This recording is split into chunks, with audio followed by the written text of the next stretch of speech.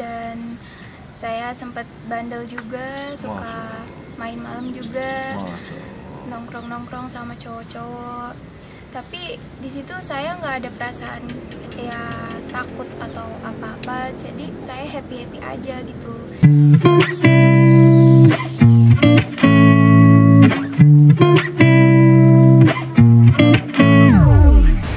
Di Abinya Aiko Channel. Jangan lupa share, komen, like, and subscribe. Mari bersama-sama kita tebarkan amal jariah.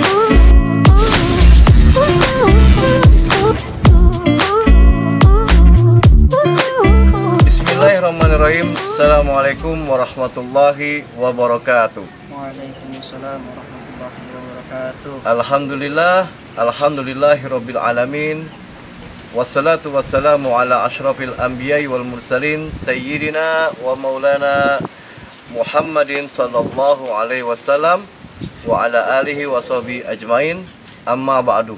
Allahumma salli ala sayyidina Muhammadin wa ala ali sayyidina Muhammadin. Alhamdulillah para pemirsa Abinya Aiko Channel, kita kali ini kedatangan tamu, dua narasumber yang akan kita bahas pada kali ini. Dan alhamdulillah acara ini adalah acara ngopi, ngobrolin perkara iman. Dan alhamdulillah pada kali ini kita akan berbicara tentang masalah hijrah. Ini sangat menarik para pemirsa. Hijrah itu adalah pindahnya atau transformasi manusia dari yang tadinya bukan apa-apa menjadi apa-apa, yang tadi tidak baik menjadi baik. Makanya ini amat menarik para pemirsa untuk kita bahas bersama-sama, dan kita akan memetik pelajaran dari pengalaman dua narasumber ini. Sebelumnya izinkan saya untuk membacakan sebuah dalil dari firman-Nya Allah yang sesuai dengan tema kita kali ini, dalam tema ngopi kali ini, yaitu hijrah. A'udzu billahi minasyaitonir rajim. Bismillahirrahmanirrahim. Innal ladzina amanu wal ladzina hajaru wa jahadu fi sabilillahi ulaika yarjuna rahmatallah. Wallahu ghafurur rahim.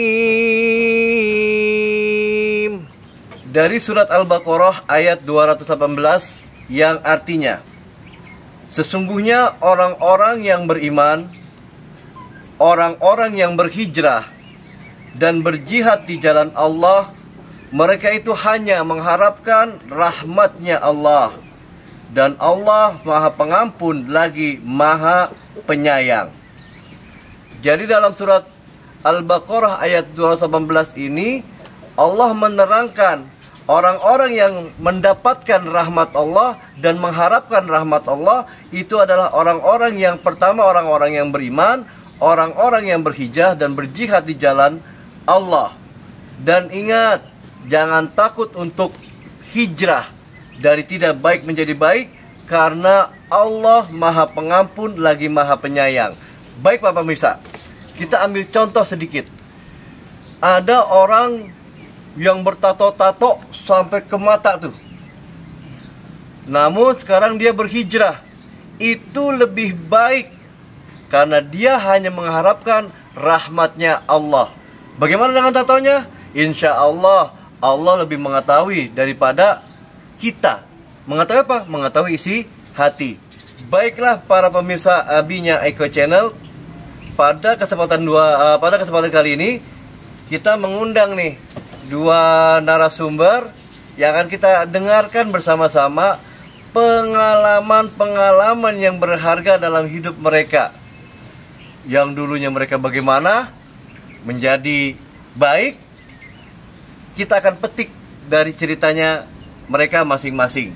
Yang pertama saya kenalkan dulu nih. Yang pertama adalah Muhammad Anansyah.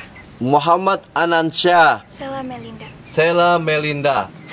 Baiklah para pemirsa, kita dengarkan saja pengalaman-pengalaman mereka berdua dalam mengalami proses before dan afternya, sehingga bisa hijrah dari yang tidak baik menjadi mengharapkan rahmat Allah yang insya Allah menjadi orang baik.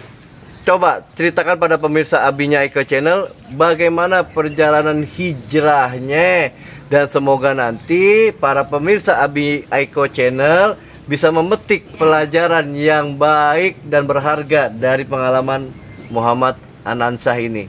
Silakan, An. Assalamualaikum warahmatullahi wabarakatuh. Waalaikumsalam warahmatullahi wabarakatuh. Perkenalkan, nama saya Muhammad Anansyah. Berawal dari hijrah saya sehingga sampai saat ini, berawal dari masa muda saya. Ya, sekarang masih muda ya. Masa muda, masa yang dimana darah itu masih panas. Emang ada kompor? Kamu sepanas gitu? Ya udah, terusin. Ingin mengetahui jati diri sendiri. Namun karena faktor arus zaman dan bergaul dengan seseorang yang mungkin ya kurang baik untuk saya, ya, karena dulu saya penggemar yang namanya kayak tawuran, terus pokoknya bandel lah untuk meresahkan warga itu. Selang ketika itu bertahun-tahun saya melakukan itu untuk meresahkan warga, sampai nama saya jelek, keluarga saya juga jelek namanya. Dan saat itu juga saya sakit ya, sakit kelas berapa ya, kelas 6 SD. Berarti itu dari kecil itu udah bandel tuh? Bandel. Masya Allah. Makan apa ente? Jadi ketika itu kelas 6 SD saya sakit ya. Bahkan sudah divonis oleh dokter saya nggak akan selamat. Masya Allah. Ya, karena saya punya keturunan kakek saya punya hipertensi darah tinggi. Hipertensi. Bayangkan masih kecil saya mempunyai hipertensi darah tinggi. Darah saya waktu itu 210. Bayangkan dokter juga tidak memvonis saya tidak selamat karena usia saya masih muda segini, darahnya 210 sampai saya mengalami kebutaan. Subhanallah. Ketika selang itu saya seminggu di rumah sakit, mata saya masih belum bisa ngelihat. Ya. Mata saya belum bisa ngelihat, namun ayah saya, bapak saya alhamdulillah selalu menyemangatkan saya, ya. Dengarkan bacaan-bacaan Al-Qur'an sehingga hati saya jadi tenang. Nah, mulai dari situ ketika saya sadar bahwasannya ayah saya, bapak saya menasihati saya. Anan, kamu masih diberikan untuk hidup. Tolong manfaatkan hidup ini sebaik-baik mungkin, ya. Ingat firman Allah Subhanahu wa taala dalam surat Az-Zariyat ayat 56, "Wa ma khalaqtul jinna wal insa illa liya'budun." Kata Allah, tidak akan aku ciptakan jin dan manusia melainkan untuk beribadah pada Allah. Anan, kamu di usia kelas 6 SD ini kamu sudah mulai balik. Segala aktivitas kamu yang kamu kerjakan akan ada imbalannya. Baik dan buruknya akan dipertanggungjawabkan oleh kamu sendiri. Ya.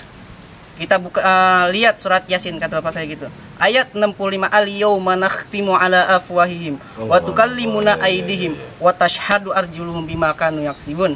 Kata Allah, pada suatu hari nanti ini mulut akan Allah kunci dan tangan ini akan berbicara di hadapan Allah, dan kaki kita akan menjadi saksi atas apa yang kita perbuat ketika kita hidup di alam dunia. Di situ saya mulai merasa merinding. Berpikir-pikir, saya ingin hijrah menjadi lebih baik lagi, karena mohon maaf masa muda saya bukan hanya merugikan diri saya sendiri, tapi merugikan orang tua saya, dicap jelek oleh masyarakat. Ente mau bukan remaja lagi, ente udah bocah, udah bader banget berarti ya. Iya, paling cuma bandel tuh, cuma ya meresahkan warga aja, seperti bangku saya lempar ke rawa ya. Kalau maling saya pernah maling ikan di keramba. Ya. Karena waktu dulu saya memang begadang mulu ya. Karena begadang di rawa, rumah saya dekat rawa, saya nyari ikan. Saya mancing kagak dapat, saya kesel, saya mancing di keramba. Keramba orang. Ente diberikan lagi kesempatan oleh Allah untuk hidup dengan yang tadi presentasinya udah minim ya untuk hidup ya, tapi Allah kasih hidup lagi. Itu kira-kira awal langkahnya apa yang ente lakuin tuh? Tadi kan ente dinasihatin sama bapak ente, setelah itu apa lagi tuh? Saya disuruh untuk meneruskan kakek-kakek saya, ya, Muhammad Anansyah bin Abdul Khalik Zain bin M. Soleh bin Muanah dan almarhum Bapak Kiai Abdul Aziz. Kakek saya adalah dulunya Kiai Abdul Aziz itu menyebarkan agama Islam di Indonesia ini, makanya disebut itu 4 penjuru, yaitu sahabatnya Kiai Syafi'i Hazami. Yang di Kebayoran? Iya, Kebayoran. Nah, duanya itu sahabatnya itu saya nggak tahu, saya nggak hafal, saya lupa. Ya, disebutnya itu 4 penjuru. Yang ketiga ini punya pesantren dan kakek saya cuma punya madrasah di Kuningan. Gitu. Kuningan Jakarta nih? Iya, saya diteruskan. Tetapi saya ingin berniat mempunyai keinginan untuk pondok pesantren. Amin. Cuman ibu saya melarang saya untuk pesantren. Nah, itu dia. Karena mungkin sulit melepaskan anak sayangan. Ya umur kelas 6 SD ya, hampir mati ya. Padahal saya pengen pesantren. Setelah tidak ada persetujuan dari orang tua saya, maka saya mencari guru. Ya, kebetulan di rumah saya dekat musola ada yang bernama Ustadz Asmat Hidayat yang membimbing saya untuk belajar ngaji. Ya, belajar ngaji, baca Al-Quran, terus baca kitab. Mulai dari situ setiap hari saya nggak pernah yang adanya di rumah. Saya selalu di musola situ. Nah, bahkan saya mandi pun di musola. Jarang pokoknya ada di rumah. Setelah saya mendalami ilmu Al-Quran dan kitab, saya merujukan ke majelis taklim. Ada suatu majelis yang dipimpin oleh suatu habaib. Dan ini belum pernah saya duduki, apalagi datang. Ketika itu selesai pengajian, saya dipanggil. Nama kamu siapa? Saya sebut nama saya Muhammad Anansyah. Besok ente ceramah. Saya kaget dong. Saya punya ilmu apa? Kok saya suruh ceramah gitu? Saya bilang spontan, ya siap, ya gitu. Saya mendalami ilmu agama itu seminggu tuh, karena kan seminggu sekali ya. Mendalami ilmu agama, alhamdulillah. Saya dikasih tahu oleh Ustadz Asmat Hidayat untuk yang namanya menyebarkan yang namanya kebaikan-kebaikan, ya, sekalian untuk pelajaran untuk saya, kayak gitu. Pokoknya setiap saya diamanahkan oleh guru saya di Kampung Mulyo, kalau tidak ada yang bisa ngisi dari guru-guru Kampung Mulyo, saya boleh membackupkan. Dan juga saran kepada guru saya Kiai Hatta Al-Bantani, beliau mengingatkan saya untuk berceramah, menyampaikan kebaikan walaupun sedikit. Karena Kiai Hatta Al-Bantani guru saya mengatakan, Anan, jangan pernah simpan ilmu itu walaupun sedikit. Karena kalau menyimpan ilmu itu untuk dirimu sendiri, siap-siap ilmu itu akan menjadi bahan api neraka untuk kamu. Hati saya menjadi tenang. Nah, itu yang mau maksud. Hatinya gimana hatinya? Tenang banget hati saya, ya Allah. Saya juga nggak selalu berpikir, kok saya bisa seperti ini. Alhamdulillah Allah memberikan hidayah. Karena pesan saya, jangan menjudge seseorang dari pada saat itu. Mungkin saat ini dia brengsek, ya, dalam artinya ya bahasa kasar. Mungkin nanti sore dia mendapat hidayah dari Allah. Karena hidayah itu prerogatifnya Allah. Tuh pemirsa, insya Allah dengan hijrah kita bisa menjadi lebih baik. Terima kasih nih Bapak Anansyah nih. Nah, berikutnya pemirsa Abinya Eko Channel, kita lanjut nih ke narasumber yang kedua. Seorang wanita yang cantik, baik hati dan tidak sombong lagi. Yang dulunya katanya sih before afternya biar dia cerita aja deh, biar kagak aneh yang ngomongin. Baiklah para pemirsa Abinya Eko Channel yang saya cintai, kita dengarkan aja langsung nih before dan afternya seorang Sheila Melinda. Kepada Sheila Melinda, tolong dong ceritain pemirsa Abinya Eko Channel, pengalamannya bagaimana nih dari before dan afternya, dan yang dirasain before bagaimana rasanya, setelah hijrah afternya apa yang dirasain nih oleh Sheila Melinda. Silakan deh jelasin pada pemirsa Abinya Eko Channel. Ya, baik. Assalamualaikum warahmatullahi wabarakatuh. Waalaikumsalam warahmatullahi wabarakatuh. Ya, nama saya Sheila Melinda. Jadi saya akan menceritakan pengalaman hijrah saya. Berawal dari saya SMP ya. Jadi dulu saya itu sebelum berhijab itu memang saya nggak berhijab. Dan waktu SMP itu saya suka sekali pakaian-pakaian yang ya bisa dibilang yang menguntungkan mata pria deh ya. Iya. Lanjut. Jadi, dulu saya nggak pakai hijab dan saya sempat bandel juga, suka main malam juga, nongkrong sama cowok-cowok. Tapi di situ saya nggak ada perasaan ya takut atau apa-apa, jadi saya happy aja gitu. Tapi semenjak saya udah beberapa tahun saya nggak berhijab, hati saya merasa nggak tenang, kayak berasa apa ya? Bentar. Tuh pemirsa Abinya Eko Channel, kagak tenang, was-was. Terusin deh. Ya betul, hati saya merasa was-was sekali, seperti saya jauh dari sesuatu gitu. Nah semenjak saya nggak berhijab itu, setiap saya jalan keluar kemana-mana saya sering digoda-godain sama cowok-cowok jalanan tuh Pak Ustadz. Iya, jadi tuh mulai dari situ saya merasa risih gitu kan ya, suka digoda-godain, diganggu-gangguin gitu. Nah suatu hari ada teman saya yang ngajakin saya buat berhijab tuh. Bisa nggak dibagi sama pemirsa Abinya Eko Channel, siapa itu orangnya? Ya, namanya itu Dea Aprilia. Dia teman sekelas saya waktu SMP. Jadi dia sempat bilang ke saya, "Sel, kita mau lulus nih kan." Jadi tuh udah mau lulus SMP ya kelas 9. Dia bilang, "Sel, kita berhijab yuk. Yang bener deh, emangnya udah siap?" Insya Allah. Ya udah tuh akhirnya saya coba-cobalah berhijab. Nah, entah kenapa itu untuk pertama kalinya saya berhijab.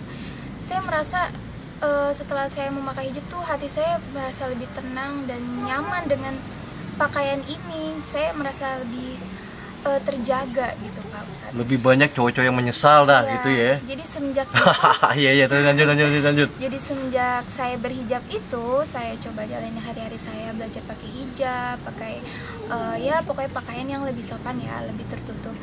Jadi cowok-cowok itu mulai kayak menghindar dari saya, dan nggak ada tuh cowok-cowok yang namanya goda-godain saya. Nih maaf nih Sel, Bapak pernah denger nih apanya waktu lagi Bapak nonton teater tuh malam-malam tentang Sheila tampil tuh, itu dikenalin sama orang, wah Sheila mau dulu begini-begini. Yang bener itu beneran terjadi tuh, emang bener dulu Sheilanya terbuka gitu ya, bener itu bener-bener ente jalanin tuh ya? Iya, itu benar sekali.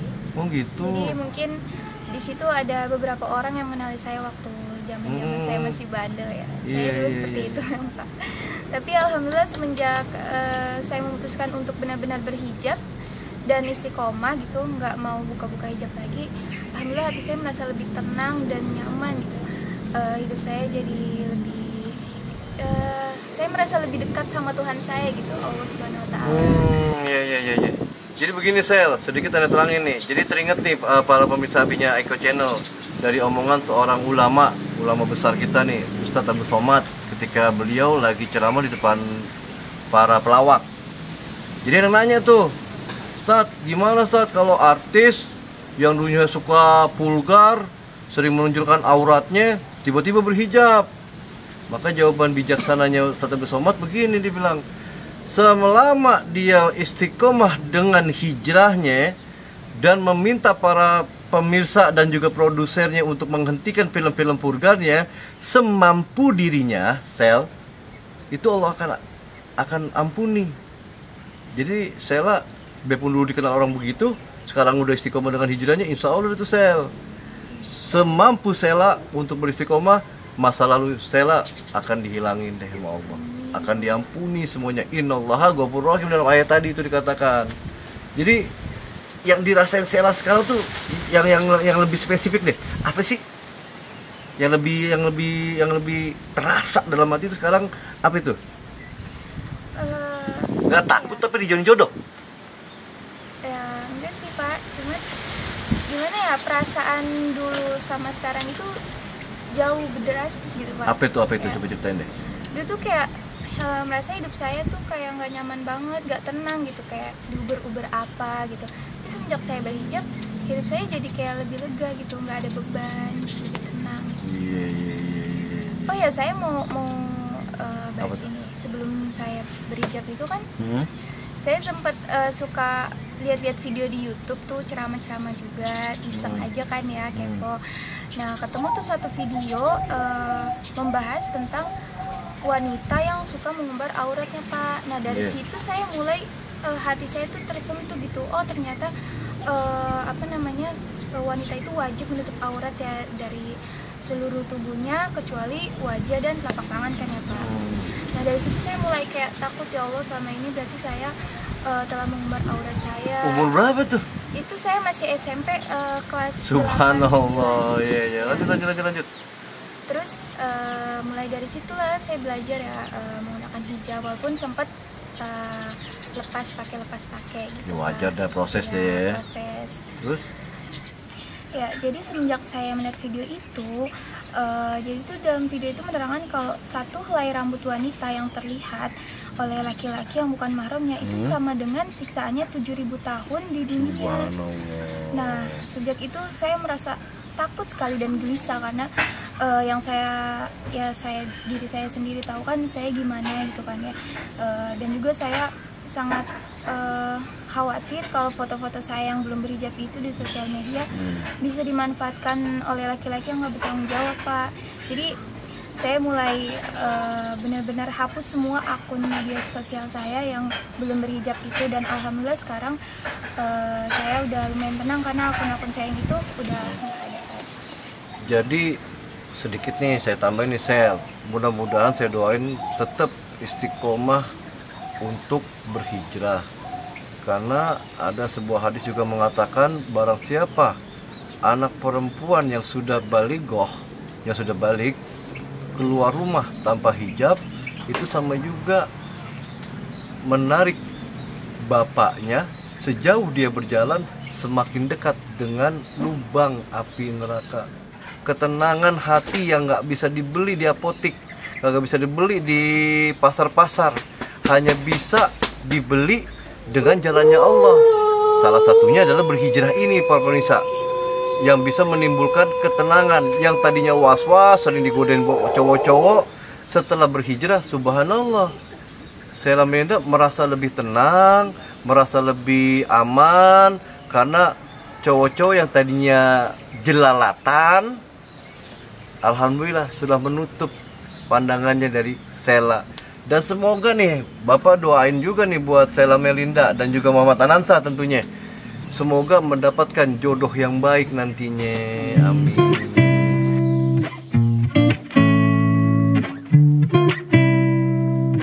Kita pengen tahu nih, kira-kira Sheila Melinda yang insya Allah ya Allah anugerahkan kecantikannya itu mau nikah tahun berapa, di umur berapa?